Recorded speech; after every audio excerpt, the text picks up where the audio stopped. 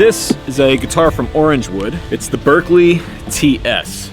Classic dreadnought shape, solid Palfero back and sides, nice Grover machine style tuners there. But there's one interesting feature about this guitar which I was surprised to see at its price point, which is under $1,000. And that is a Torrefied spruce top. So, I can't get no torrefaction. Yeah, I can't get no torrefaction. This is a torrefying subject. Yeah, this is a torrefying subject to talk about. Hey, you guys are gonna have a terrific time doing this. Hey, I hope you don't roast me in this video. Shut up. You're gonna be so unpopular after all this.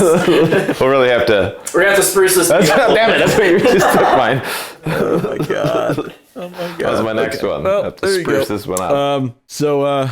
What is torrefied wood? What is this? All right, so the process of torrefying or torrefaction is what a lot of sawmills will do when they actually will dry out the wood in a kiln in a different way. Where I think a lot of people are familiar with the process of kiln drying, which it goes into either an autoclave or a kiln, and it's a way of speeding up the process of drying out a piece of wood. The difference between that and a torrefied piece of wood are that they actually take the wood down to a 0% moisture content as opposed to just a 7% moisture content. Once it gets to 0, then they're actually going to raise the temperature inside the kiln to just below the combustion point, which is about 400 degrees Fahrenheit. And they're going to roast it.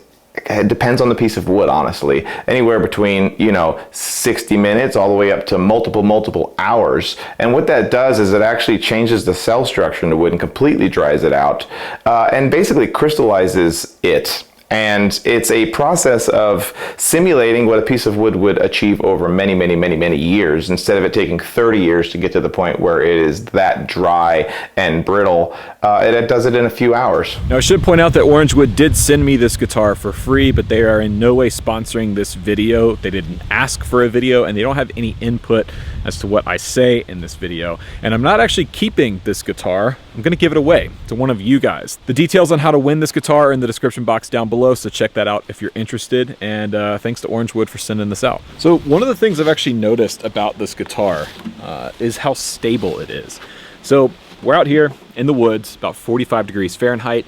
This spent last night in the back seat of my truck in its case, but I have not tuned it since I left home. I put it in drop D in my studio, and I literally have not put a tuner on this at all, and it's still in tune.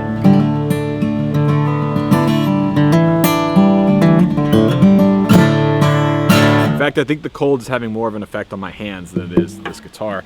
And that's kind of an upside of a torrefaction process like this. It's simulating the type of aging process that happens to an older guitar. If you've ever played vintage acoustics that were taken care of, you'll know that they're really stable. They don't go out of tune very often, and they're not all that susceptible to temperature changes one way or another, within reason. I mean, any guitar is going to swing one way or another, but this guitar basically just went through a 30-degree drop in temperature over the course of 24 hours, and it's still in tune. The other thing I noticed about the torrefied top compared to a non-torrefied guitar of a similar build is how much it projects. It seems to have more power off the top. Now, this being a dreadnought, this body shape is known for being really punchy and powerful. That's why it's so popular with flat pickers and bluegrass players. But this one,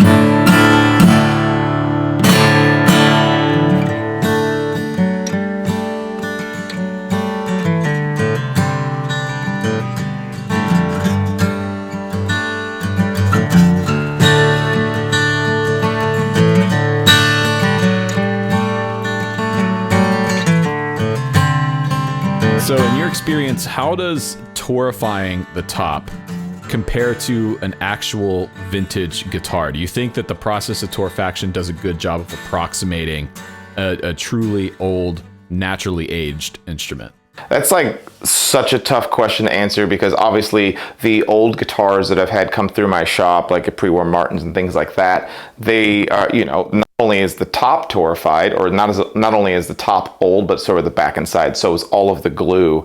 Every part of that guitar is old, versus when you do a torrefied top on a guitar, a new one, it's just the top. What I will say about the torrefied guitars that I have not only built, but have played, what you do get is like a level of airiness, a level of responsiveness of the top that you do find in those old vintage guitars. But it is very difficult to say whether or not one part of it is just because of the Torrefied top, or how much of it's coming from all of the other things of an old guitar. Right. So do you think that's because with torrefaction, they're drying out the wood, which is making it lighter, and it's making it more responsive and more rigid? Yeah, and don't get confused that torrefaction is not just the process of drying it out.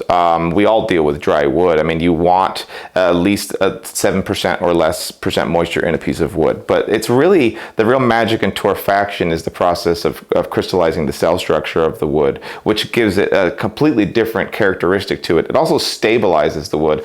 One of the nice things about old guitars is how stable they are. You know, part of the whole breaking in process is playing it in. It takes years before a guitar really truly opens up. That's really what you're trying to do with a torrefied piece of wood, is speeding up that opening up process. Now, one thing about this guitar that I don't particularly dig is how bright it is. It's a personal preference thing, but typically I like my acoustic tones to be a little bit warmer, a little more woody, and a little more punchy in the mid-range. But after talking to Chris, I think the brightness in the top end is really an effect of the torrefaction process. If you think about the way an acoustic guitar works, the string energy is all going into the top, and this top is essentially acting like one big speaker. And the back and sides are attributing to that, and the type of wood and the shape and the depth of the back and sides does have an effect. But most of the sound that you're hearing from an acoustic guitar is coming off of the top, off of this soundboard area here. It's almost acting like one big speaker. And because the torrefaction process has made this top much more rigid and responsive, you get some positive attributes like the volume, the stability, but it also makes the guitar quite a bit brighter, and I'm not such a huge fan of that. I also have questions about what a torrefied guitar is going to sound like in 30, 40, 50, 60 years. Because you sped up the aging process, what kind of effect is that going to have down the road?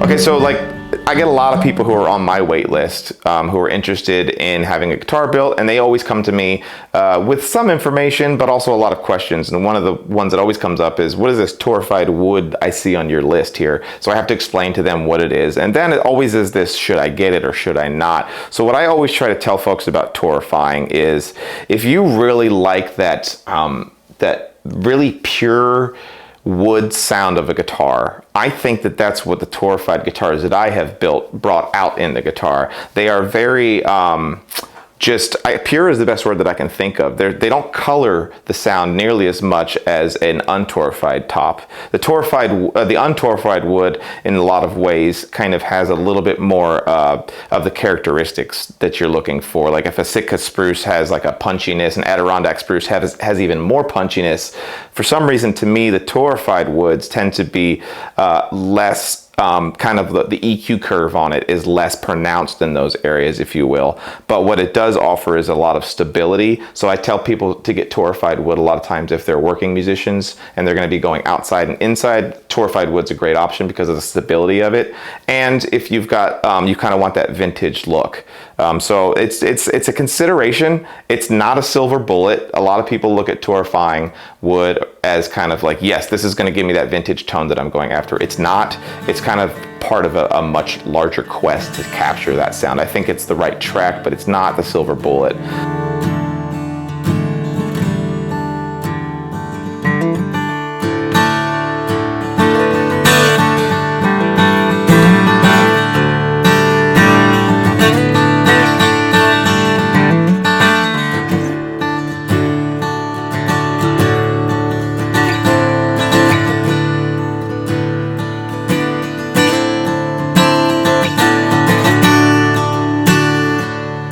I think for my money, with an acoustic like that, I'd probably go non-torrefied. I think when you find a great acoustic guitar that's going to stay with you for a long time, it's good to let the guitar age and open up naturally on its own. And they all do. No matter the shape or the wood or the body construction, all acoustic guitars will age and they will open up and their sound will change over time. I think that's one of the cool things about owning a really great acoustic guitar and holding on to it for decades. In fact, my Bourgeois Slope D that I've owned for 8 or 9 years now, I've noticed a shift in the tone of that guitar as it ages. It opens up, and I think that's really cool. But there are benefits to a torrefied top like that orange wood. Number one, the stability. If you're the type of player that's going to be out and gigging and traveling a lot with a guitar like that, torrefaction might be the way to go because it's going to be way more stable, especially if you're going inside, outside, and traveling on planes and going to different environments and climates all the time.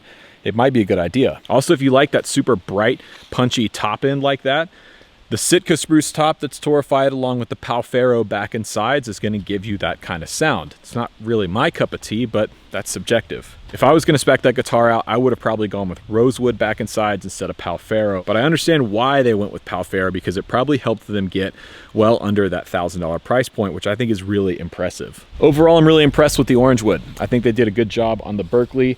I think it's really cool that you can get a torrefied spruce top for under $1,000, and the guitar seems to be built really, really well. So that's everything you need to know about torrefaction and torrefied guitars.